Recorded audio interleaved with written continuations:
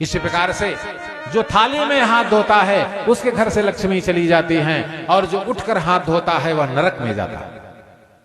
क्योंकि जय और विजय धर्म ये दोनों कंधे पर रहते, इनके पैर नहीं है। जब आप जूठे मुंह 2 कदम चलेंगे आपको श्राप देते हैं। अनुष्ठान, पूजा, व्रत, विवाह, उत्सव छोड़कर, ठीक, आपत्तिजनक स्थिति छोड़कर, मूसलाधार बरसात, चक्रवात और भयानक महामारी को छोड़कर, इसमें यह नियम नहीं लगेगा।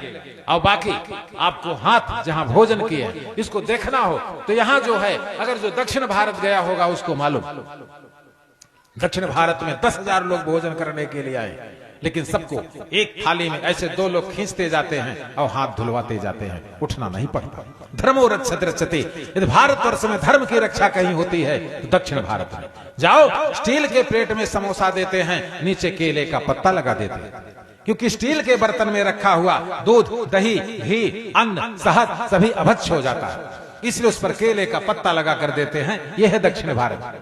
किसी भी मंदिर की मूर्ति में, किसी के मंदिर के गर्भगृह में, चाहे प्रधानमंत्री हो चाहे राष्ट्रपति हो, प्रवेश नहीं कर सकता, बाहर से दर्शन करके जाना पड़ेगा। यह यूपी नहीं है कि पंडा के 2000 आगे बढ़ावा और देवी जी के घोड़े पर मोड़ दे।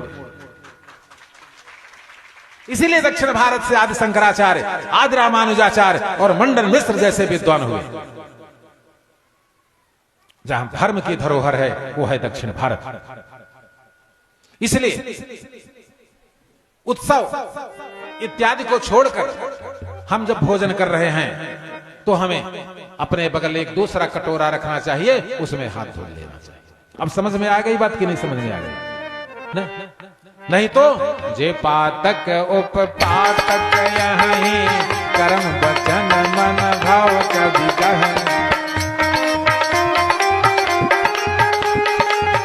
पातक मोहि मिलई विधाता, जब यह हो मोर मत